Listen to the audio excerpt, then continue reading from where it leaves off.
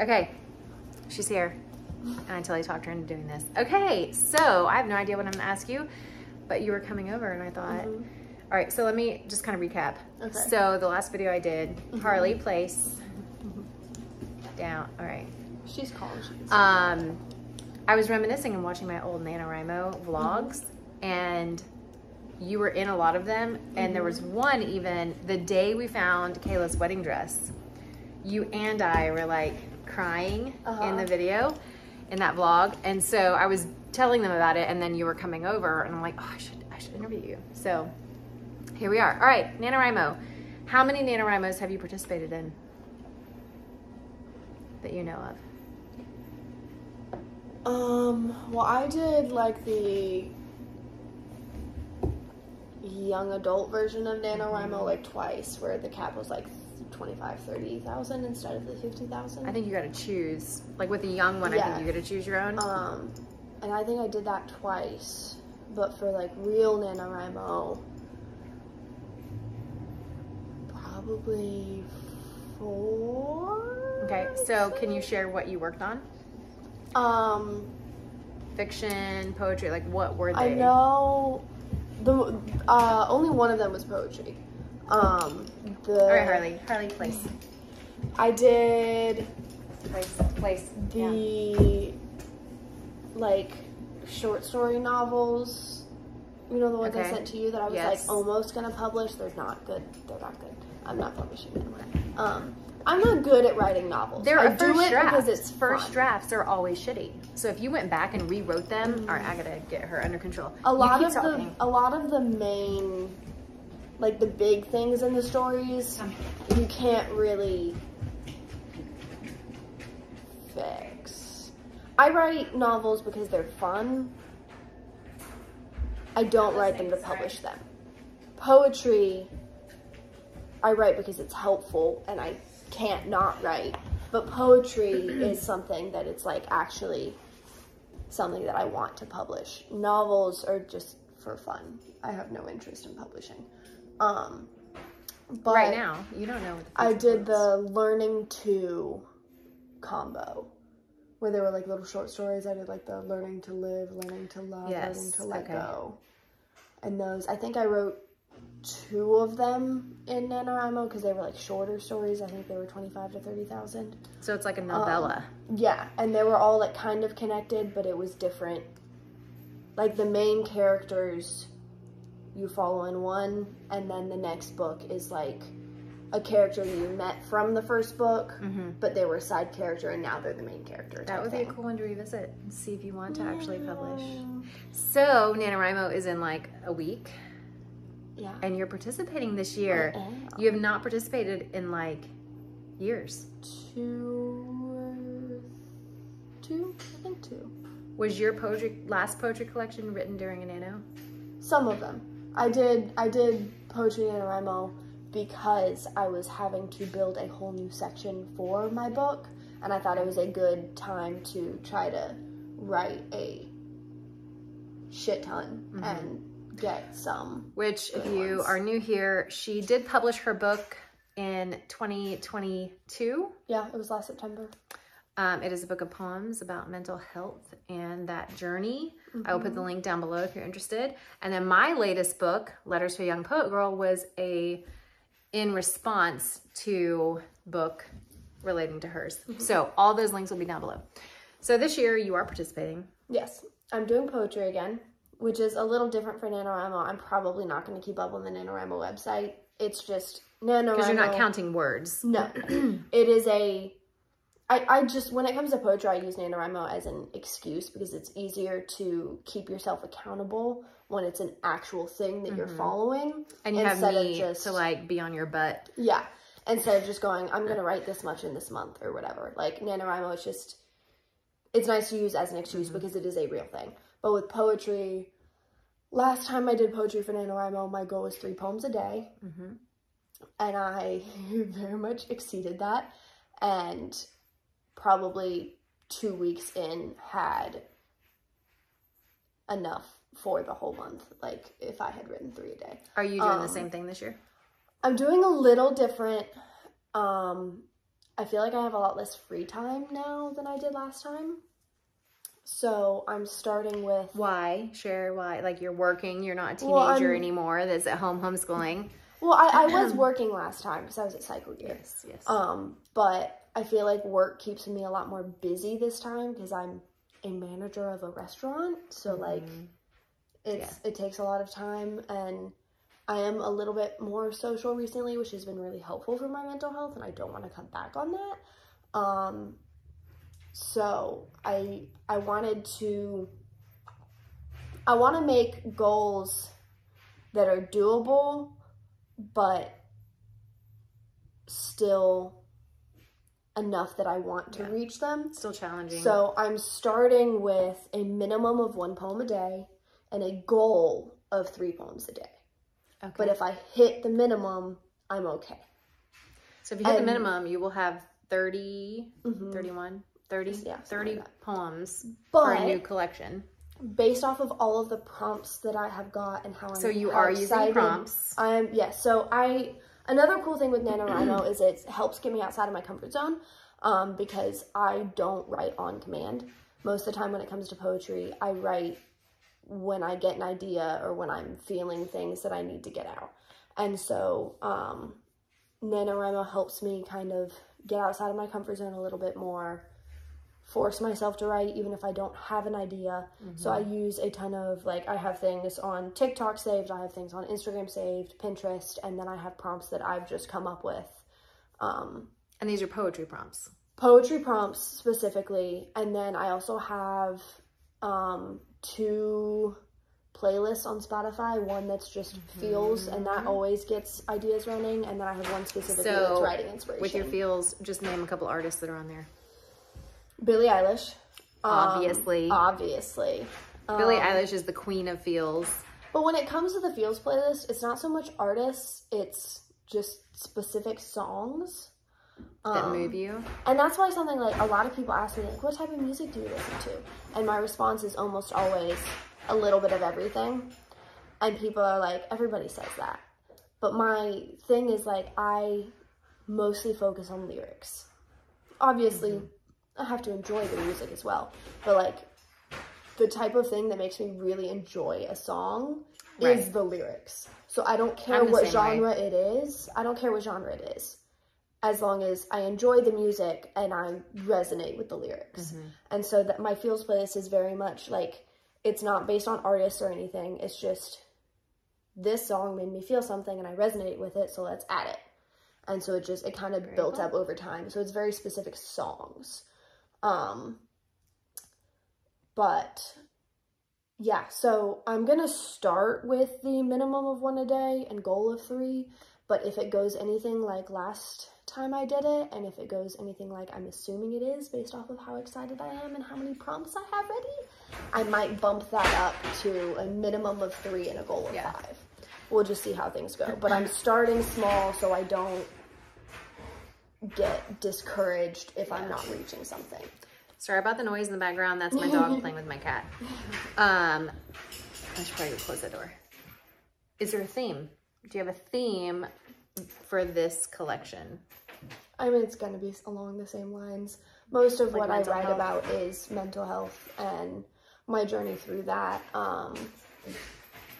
It's because when it comes to mental health, it's the type of thing where it's never ending. Like, you you learn to cope with things, and you learn to function and not let things destroy you anymore. But, like, it never goes away.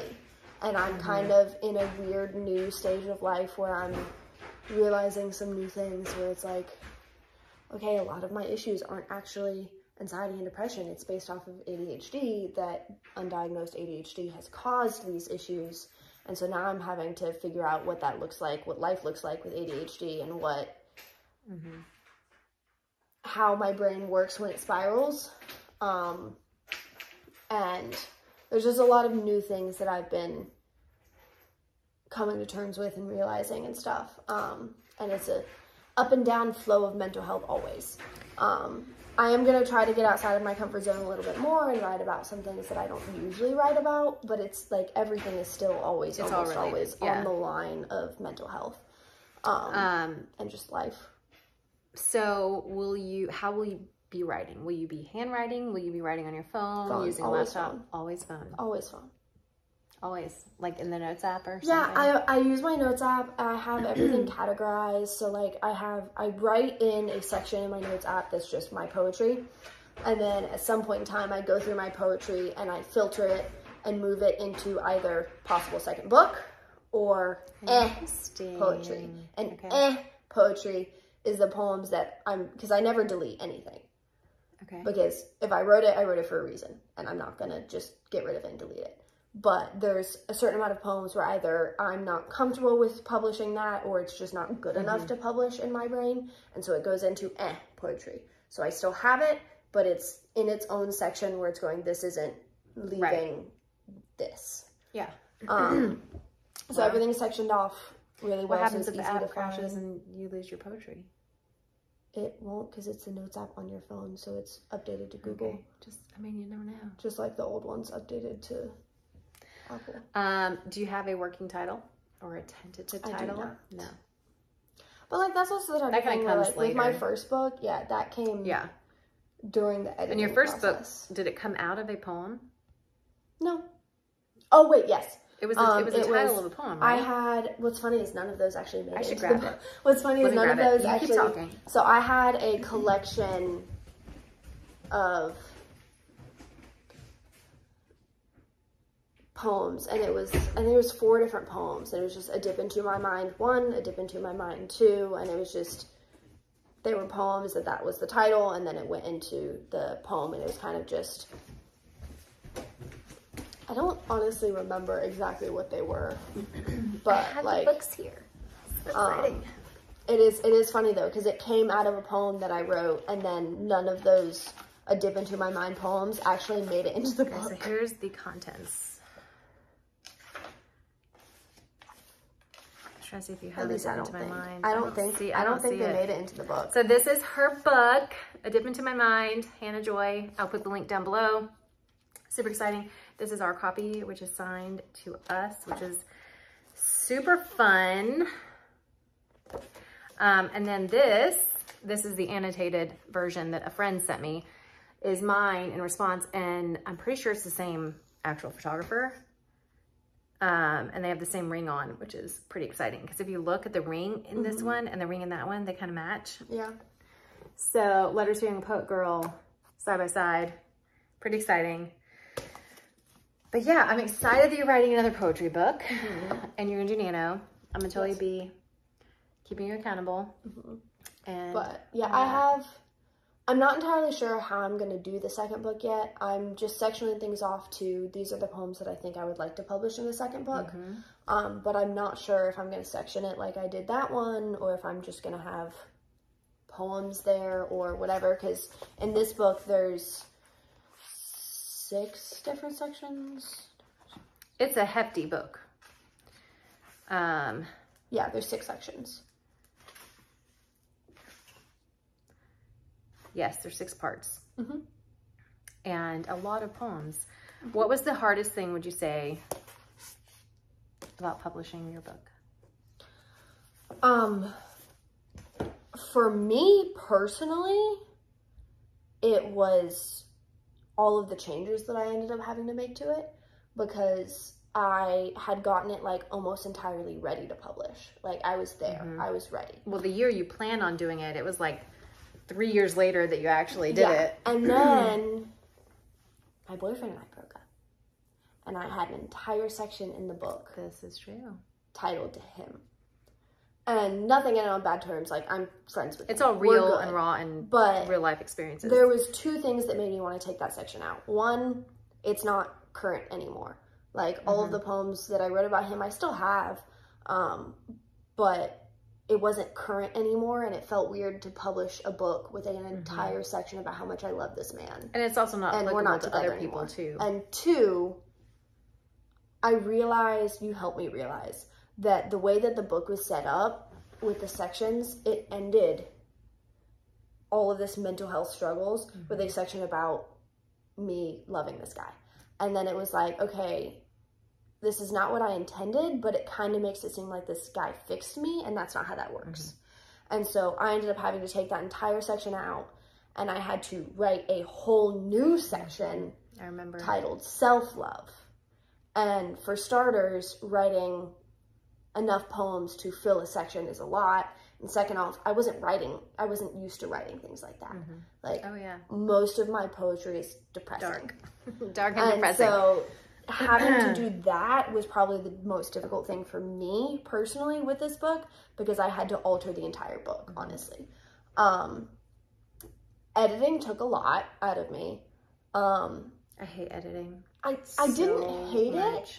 It was just like, you're sitting there and you're reading and you're like, you find a poem and you're like, this doesn't sound right. There's something that I need to fix, but I don't know what it is. And then eventually you get to a point, if you're looking at it long enough on that computer, the words just start to jumble. You don't even know what you're reading anymore. Like, I've already read 200 poems here. Like, I'm not actually taking in what I'm reading anymore. And so it was a long process that was difficult. And I'm also having to learn, it's weird after publishing your first book, because originally when I first started writing, nobody saw any of this. So I just wrote what I wrote. And then and now people know. Yeah, but then after publishing, when I was editing, I wasn't writing at all, because I was trying to put all of my time into editing. And then when I would get a poem idea, it was like, okay, well, I don't have enough time to edit this and get it into the book, and so it's not worth writing right now, because I need to make sure that I finish editing this and actually get this out. And I'm realizing with the second book, I need to not let myself do that. Right. If I get a poem idea, be writing. Yeah. If I get a poem idea, I write it. It doesn't go in the book, and it can go into something else or not.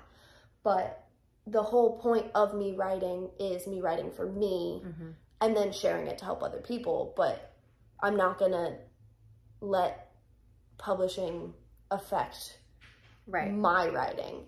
And I also I'm doing a lot better now about it, but it was a struggle at first after publishing when I would start writing, because I would start writing something that like was personal to the extent that I wasn't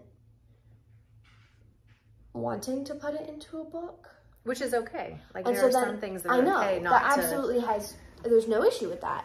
But it's difficult when you're in that mindset of, I'm trying to write a second book, and then you're writing this poem. And but you need to not be in that mindset. I know, and I'm working on it. I'm just talking about, I wasn't expecting all of this having to change your mindset of writing after publishing, because after you publish, in your brain, you're thinking of producing. Continuing to do that, which is a good thing, but not to the extent of, oh, well, I shouldn't even write this poem because I'm not going to publish it, so why should I write it?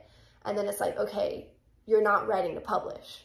Exactly. That's not the point here, so stop it. Exactly. And I wasn't expecting to have all of that after publishing, so it's definitely been interesting kind of having to be like, okay, breathe, remember why you started writing, don't let publishing ruin that. Exactly. You read one of your poems in front of a bunch of people last year at a spoken word competition. How did that make you feel? Good. It was definitely nerve-wracking. But it was nice. It was terrifying, but I enjoyed it. And it wasn't your first time, because you did read, you had a book signing. And I read. And you read one out loud. 2 poems at the book signing. 2 poems out loud. So at least you got a little bit of practice there. Yes. Yes, because the book signing was before. Was it? How did that make you? Yes, it was before. But was it? Because it was the same poem. Oh, but it was, okay, it was last spring. Yeah, okay. That was even more nerve-wracking because I read it in front of everybody that I know. True. Yeah, so you weren't reading it in front of strangers, you were reading it in front of people that I know. Friends and family. That's something that I'm still... I still struggle with that, and I've got 10 books underneath my belt. Yeah. That will always be a struggle for me. It's so funny to me because it's like, I don't actually care who reads it. Like, this is me, and I've gotten a lot better about, like, even without the book, like just sharing me and Right. not holding anything back. But like, even now, like I'll be talking to a new friend or whatever, and it'll come up that I'm a writer and I have a book published. And I'm like, ooh, send me the link. And they're like, I ordered it. And I'm like, oh, what God. is your book about? Oh, God. That's the worst. Like, I have to warn what do you people. write? I have to warn people. Oh, I like warn people too. One of my friends just when I recently recommend bought your it. book.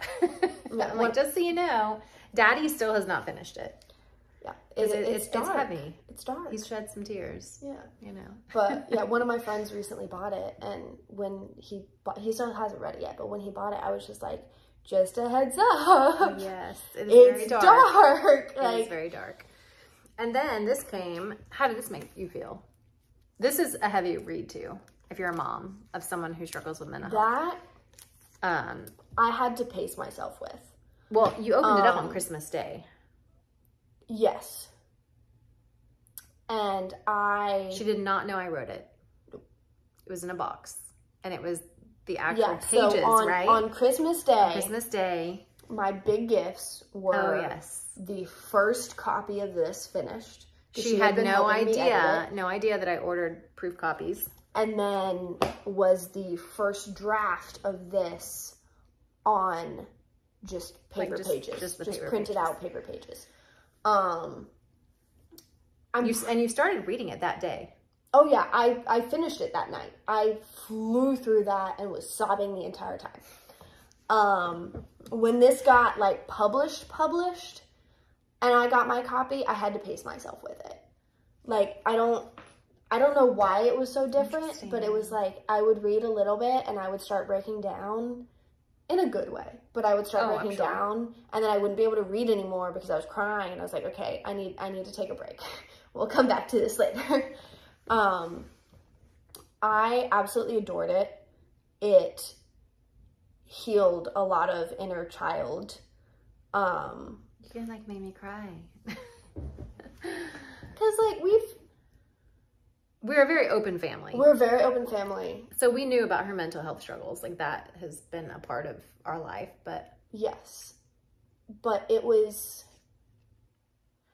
very healing in a way of like, in the moment when I was struggling with all of that stuff, it felt like you didn't understand. Because like you said you did. Mm-hmm. But it was like from my standpoint at that time, I would hear, I've been there before, like, I understand, like, I see you, blah, blah, blah. But then it would be like, I don't know, I would wake up at noon and not shower for a week and feel like I was getting judged for it. And I'm like, if you don't understand not being able to get out of bed or not being able to shower, do you actually understand type thing? Mm-hmm. And so I didn't feel seen at the time. Mm-hmm. And so reading this definitely healed that inner child a little bit. And words are part of our love language, I think. Mm-hmm. Like, you love poetry. You read poetry probably more than anything. And so for me to be able to communicate, I tend to communicate better with words. And so I think that could have been part of it too. So the final question, since we've been on here almost 25 minutes or whatever, share a little bit about who your book is for, and then who you think the next, well, you don't really have the next book, but who's your book for? Who's your reader? Honestly, anyone who resonates with it, but I would definitely say it probably leans more towards teenage to early 20 girls, just because it's my struggles through those years. Right. And so a lot of the time, the people that will resonate with that will be me, essentially. Mm-hmm. But again, anybody who resonates with it, really, it's for anybody struggling with. And there are trigger warnings. There are self-harm, death, grief, suicide. Let's see. What are these specific trigger warnings? Are they in the book itself? I don't think you added trigger warnings, but there is. There are poems about death. There are poems about. We put trigger warnings on the website. I don't know if I don't think we put it in the book itself, but we did put it on the website, on Amazon. But yeah, thank you for letting me surprise, like, popcorn interview you. I'm excited to see what your next collection will hold and what NaNoWRIMO will keep. Have you thought about doing a YouTube channel to document your NaNoWRIMO process? See, my issue is... For starters, I don't have the time to keep up with stuff like that. And then second off, I'm not good at promoting myself in any way. And I did tell Chaska that when I publish my next book, I need him to help me, like... Chaska is her current partner, her boyfriend. Stay on top of me and make sure that I, like, post about it and stuff. But, like, I've tried to do help YouTube keep before. you accountable, maybe I should interview you mid-November and end of November so that you can share whether or not you succeed at your goals. That would be a good, like, you know, accountability thing, right? Yeah. But yeah, when it comes to NaNoWRIMO, I don't think I'm gonna do much. Maybe something posted on Instagram here or there. But like, when I actually start editing and publishing my next book is when I want to start like actually being like, hey, so this is the thing that I do. So if you want to follow her, your Instagram handle is Blue Sparkle Joy. Blue Sparkle Joy, and I'll put her Amazon link down below for her book. That's probably the best place to keep up is Instagram. Yeah. All right. Thank you guys for being here. And thank you, Hannah, for being willing to do this on, like, spur of the moment. Yeah. All right. Talk with you guys later.